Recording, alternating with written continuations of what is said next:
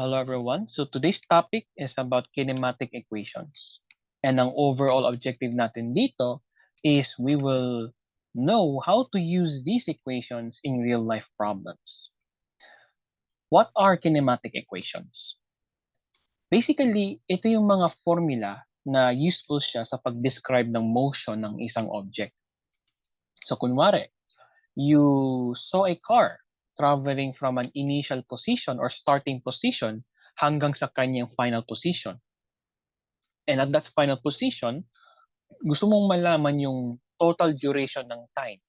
Like from the initial up to the final, what would be the total length of time? Okay, like kano ka kaya kahaba yung oras, yung pagmaneho ng isang kotse from that starting position up to that final position. O kaya you want to find the final speed or velocity niya. Okay? O kaya you want to find the total distance or displacement covered. So yun ang purpose ng kinematic equation. So now that I've told you the purpose of it, ngayon let's get to know the formulas. Okay?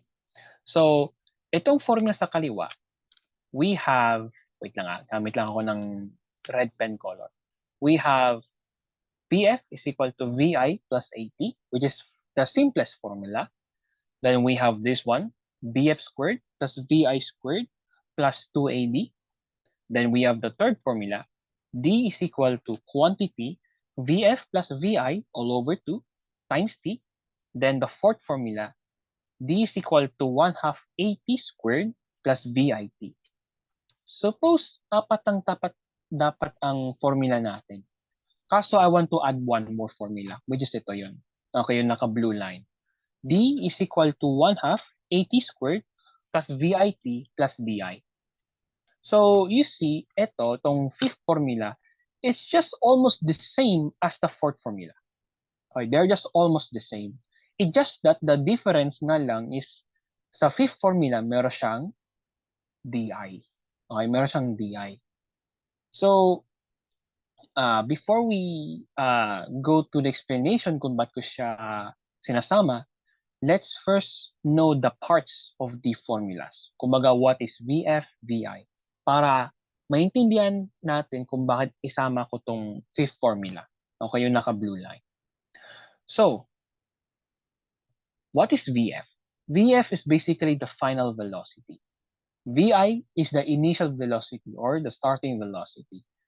Okay? A is the acceleration. T is the time.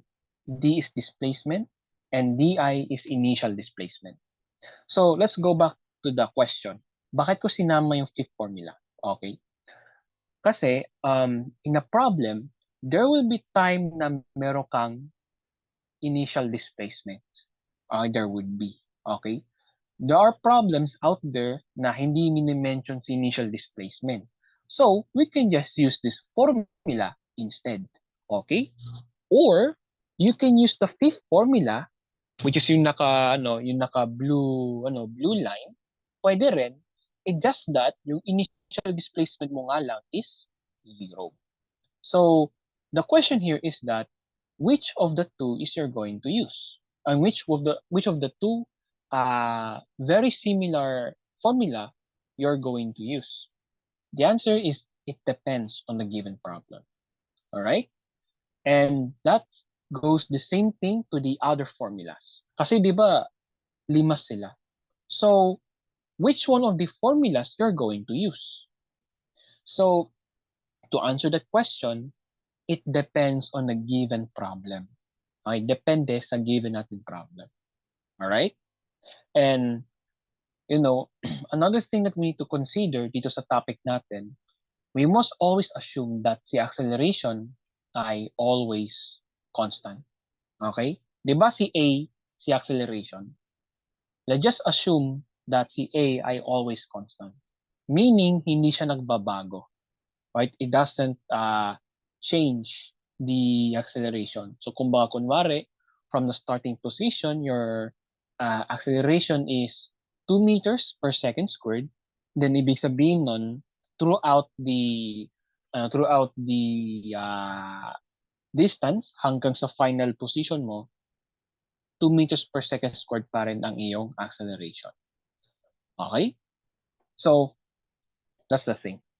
Also, before we proceed sa mga given nating problems, let's recall the definition or kumbaga description ng velocity, acceleration, time, and displacement.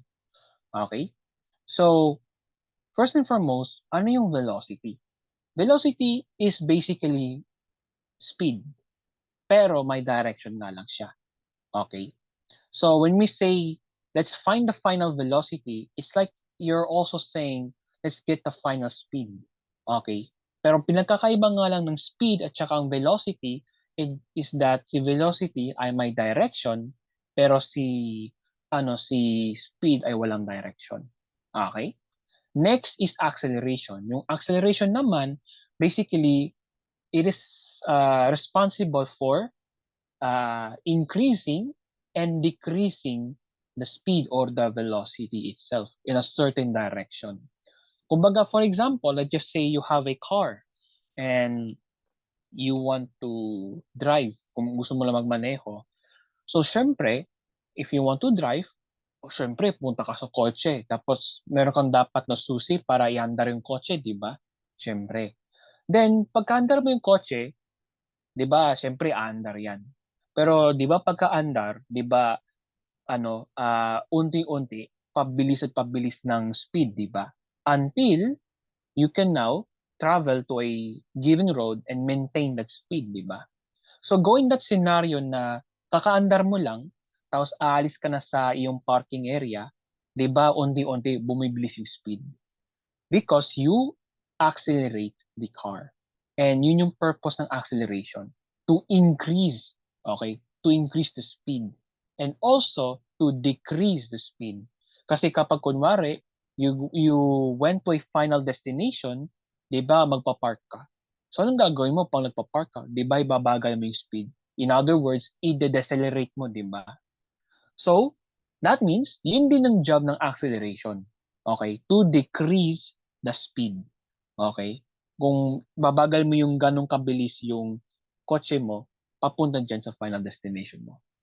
Time is useful kung gusto mong hanapin yung total duration na covered yung yung distance or displacement niya. So kunwari, from initial position up to the starting position, gaano siya kaya katagal na na-cover when you drive the car. Kumbaga like, for example, from the starting position, you start the car, then to the final position, you've reached 2 kilometers. So gaano kaya katagal yun? Is it 1 hour? Is it 30 minutes? Parang ganun. Then yung displacement. Displacement at saka si distance, both of them are almost the same. Similar sila in other words. Kaso, meron nga lang siyang direction. Okay? Displacement has a direction. Distance, on the other hand, wala siyang direction. Okay? So, yun. I think yun lang naman. Okay? Yun lang naman ang gusto kong ipahayag. Okay? So now, let's go back to the thing that we're going to do. Okay? So, sinabi ko kanina na which of the equations or formulas na gagamitin natin, di ba? So to answer that question, it depends sa ating problema. Okay? Tsaka sa gusto nating hanapin. Okay? I think hindi ko sinabi yun eh. Pero basta ang sinabi ko, it depends on the problem. Okay na yun. So let me give you an example. Given, okay, number 1. So according sa problem, meron kang final velocity which is 33 meter per second. Ito yon. Then second, you have an initial velocity which is 20 meters per second. Then meron kang time na 5 seconds. Then ang gusto mong hanapin or kailangan mo raw hanapin is si acceleration, si A. So ulitin ko you have a given of final velocity or VF. Tapos meron kang initial velocity. Then meron kang time na 5 seconds. Tapos, ang hanapin mo ay si acceleration. So, which of these formulas ang gagamitin mo? Is it the first one, the second one, the third, the fourth, or the fifth? So let's what I call this one. Let's try to relate to this problem to the given nating mga formulas. Okay? Iusog lang natin to muna. Usugin natin to the right. Okay? Yan. There you go. Para may spasyo tayo. So, let's use this blue. Okay? Let's start first with the simple one. Okay, ito yun. VF or final velocity. So meron tayong final velocity dito, di ba? So okay, ibilog natin siya. Next, meron tayong initial velocity which is 20 meter per second. And meron din siyang ditong variable na VI. So okay, no problem. Then meron tayong time na 5 seconds. And meron tayong time na variable dito. So okay, no problem. Then anong hinahanap natin? Acceleration. So dito si acceleration. So since isa lang variable ng hahanapin mo and all of the other variables ay given dito sa first formula mo, then therefore ito yung gagamitin mo. Okay? Since kasi si final velocity, initial velocity, tapos si time ay given, tapos ang hinahanap mo ay si acceleration, then ang gagamitin mo ay yung first formula. Then why not the other formulas? Let's start discussing the second formula. Sa second formula, meron kang, wait lang, ipura ko lang to para dito may mahirapan. Okay, I'm just gonna mark this as a check. Okay, check natin to. Yan, itong gagamitin natin. Okay, so let's go back. So, sa second formula, is it useful? Let's take a look. Meron tayong final velocity. Okay, so ito meron tayo. Okay, pilugan natin. Tapos meron tayong initial velocity. Okay. Pero wala dito si time. Okay? And at the same time, ang ang missing din ay si ano, si displacement. Okay? Tapos ang hinahanap natin dito si acceleration. So therefore, we cannot use this as a formula. Okay? Kasi wala dito si displacement and the same time wala rin dito si si time. 'Di ba? So hindi to pwede. So no. How about the third formula? Okay. So meron tayong final velocity. Okay. Initial velocity. Okay. Time. Okay. Pero bakit andito si displacement? And of course, where is the variable na acceleration? Where is the variable na acceleration? Kasi yun yung hinahanap natin.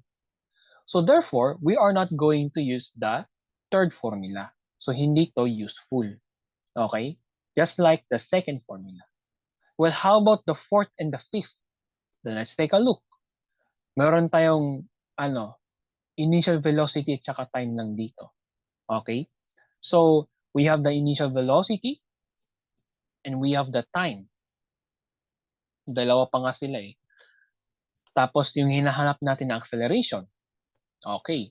Pero wala tayong displacement at saka si initial displacement. So how can we find the acceleration? And the same implication din dito sa last formula. So, ngayon, we can now conclude that we will use the first formula. So, ibura lang natin to. Okay, ibura ko lang to. And yeah, wait lang sorry ibura ko lang yung mga binibilugan ko. Yan. Okay, sige. Ayan. So now we will use this formula, which is C VF is equal to VI plus AT. So now let's find the acceleration. Yung VF natin ay si 33 meters per second. Then yung initial velocity natin ay si 20 meters per second plus si acceleration ay A lang siya. Then yung T ay si 5 seconds. Yan. So let's find our acceleration. Transpose natin si 20 to the left. So we will have 33 meter per second minus 20 meter per second. Let me just erase the equal sign here. Okay. Then we have acceleration dito. Then times 5 seconds. Ayan, 5 seconds. Wait lang ayusin ko lang si 5 dito. So, 33 minus 20, I think this is 13 if I'm correct. Diba? 33 minus 20. Yeah, tama ako. So, this is 13 meter per second. Okay? Then we have A times 5 seconds. So to get now our acceleration, we must divide both sides by 5 seconds. So we have 13 meter per second all over 5 seconds is equal to A. So ang sagot natin dito is we have exactly 2.6 meter per second squared. Siya yung magiging acceleration. Diba? So that's how you solve any problems na may kinematic equations. Okay? So that's how you do it, basically. Now let's try another problem. Dito naman tayo. So, dito, given, we have an acceleration of 40 meters per second squared, displacement of 125 meters, and we have initial velocity of 0. Then, ang gusto mong hanapin ay si time. So, which of these formulas ay gagamitin mo? Ay, wait lang may nakalimutan na akong idagdag. Ito pala. Sorry, wait lang let me just copy this one. Okay, sorry po. Yeah, paste. Ay, sorry po. Wait lang. Yan. Okay. Okay. So yeah, which one of the formulas dito ay gagamitin mo?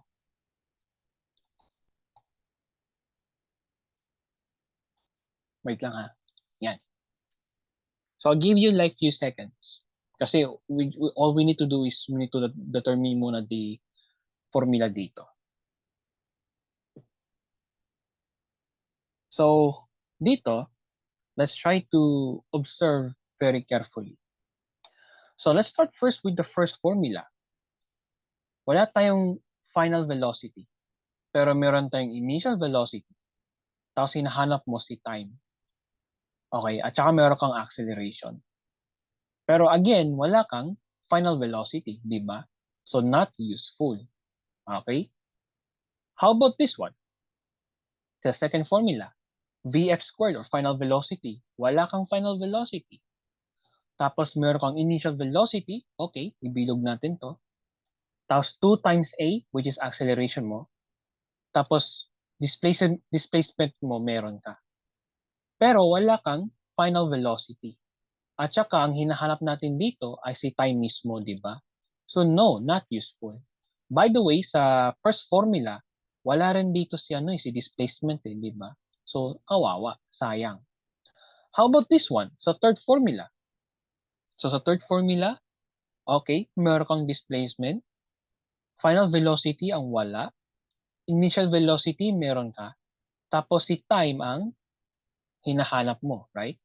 Pero wala ka nga lang, final velocity. At saka, asan dito si acceleration? Kasi meron siyang given dito, di ba? Now, how about dito? Dito sa fourth formula. Okay? So, sa fourth formula, you have an acceleration. Meron kang displacement dito. Okay. Tapos meron kang time dito. Okay.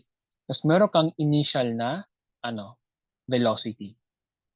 Actually, this one is useful.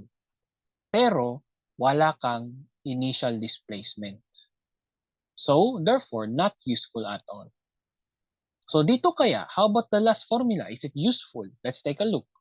Meron kang displacement, meron kang acceleration, si time ang hinahanap mo, okay?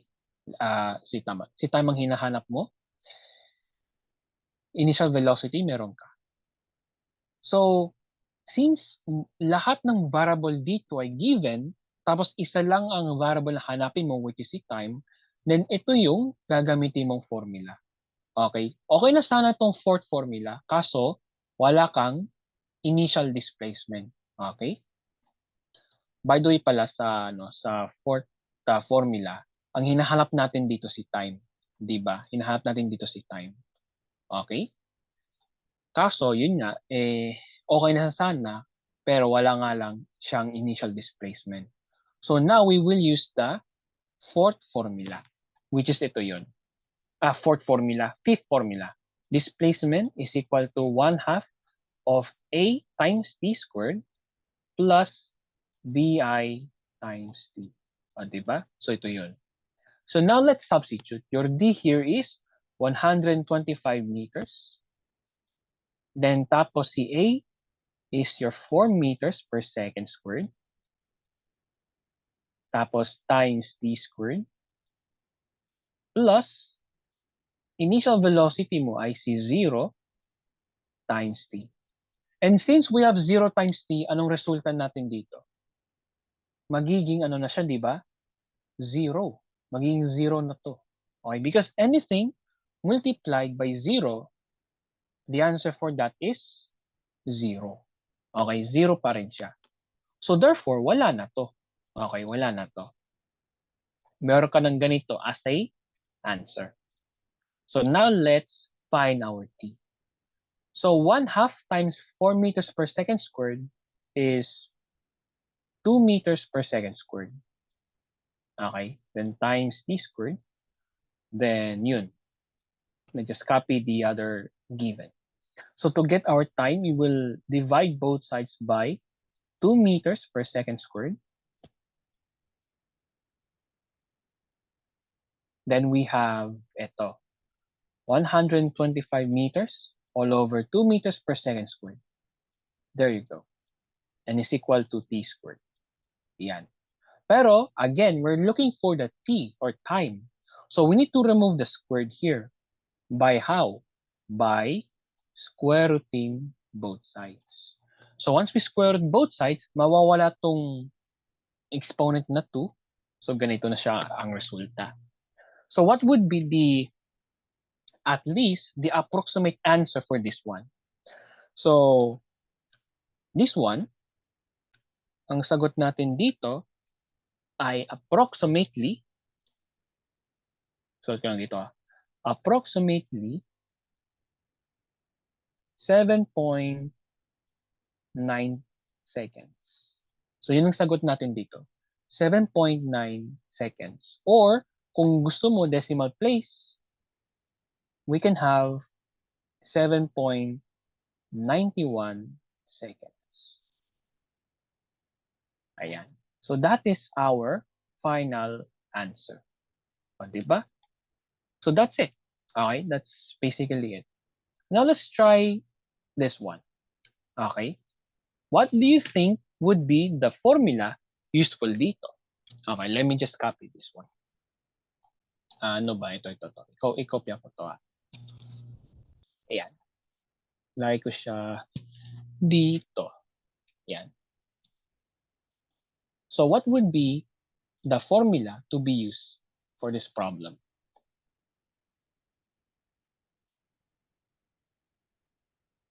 So I give you like few seconds to think about this. Or you can pause this video para at least you can determine which one of the formula ang gagamitin mo. So for me, okay, the answer for this one is ito, the second formula. Ito yung gagamitin mong formula. The second formula. Wait lang ilagay ko lang siya dito. Ayan. So we will use the second formula. Okay, bakit? Why second formula? First, meron kang final velocity which is 4 meters per second squared. 4 meters per second pala. Ayan. Second, meron kang VI which is 10 meters per second. Okay. Tapos meron kang acceleration. Okay na. Anong hinahanap? Si displacement. Ito yung hinahanap mo. So okay. It seems like most of the variables ay given, tapos isa lang ang missing. So ito yung ito yung gagamitin nating formula. Hindi yung una, hindi yung pangatlo, pang-apat at ang pang-lima. Okay? Pang-apat, mali. Yung una sana, kaso wala ka nga lang time. Okay? Pangatlo sana, kaso ang problema is that wala ka nga lang wala ka nga lang acceleration and time. Wala ka. Yung fourth tsaka yung fifth formula, okay sana, pero ang problema dito is wala kang final velocity and at the same time, wala ka ring, ano, wala ka ring time. Okay? So therefore, we cannot use the fourth and the fifth formula. Especially dito sa fourth formula, wala kang initial displacement. So, we will use the second formula. So, isuot ko siya dito. Vf squared is equal to Vi squared plus 2AD. Okay. So, let's now substitute sa magiging 40 meter per second squared. Okay. Is equal to Vi squared, which is 10 meters per second squared, plus 2 times yung A natin, which is 3 meters per second squared, times D. Yan. So now, let's simplify. 40 squared, if I'm correct, that's 1,600. Yeah, tama ako. So this is 1,600 meters squared per second squared. Tapos ito, 100 to. So 100 meters squared per second squared. Then ito, 2 times meters per second squared. This is 6 tuloy. Sorry, wait lang 6 meters per second squared times D. Ayan. Nilagay ko ng parenthesis para di tayo magkalito-lito. Okay? So now let's find our D or displacement. So let's transpose 100 to the left. So meron tayong 1,600 meters squared per second squared minus 100 meters squared per second squared is equal to 6 meters per second squared times D. Okay? So, let's simplify natin sa kaliwa. 1,600 minus 100, I think that would be 1,500. Okay, so that would be 1,500 meters squared per second squared. Then is equal to, tama, is equal to 6 meters per second squared times D. So, kunin natin si D by dividing both sides by 6 meters per second squared. Okay, so what will be now our final answer? So dito, our final answer here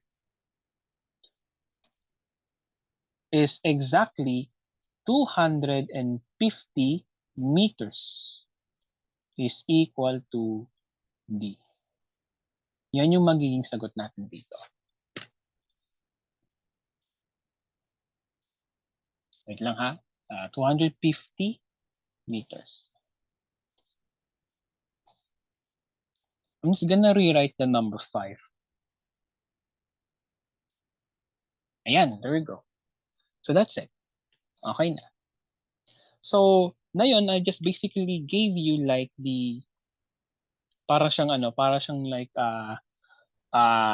meron kang given tapos meron kang required. So this one is actually pretty easy. Ito para at least meron kang idea kung anong gagawin mo. Because on the next video, we are going to apply what we did here dito sa ating mga word problems or real life problems. So, we will get to know more of these sa next video. Alright, so yun lang naman guys. I hope you have learned something in this video. So yeah, see you guys. Aray ko. Napiyaw ako nun, sorry. See you guys soon.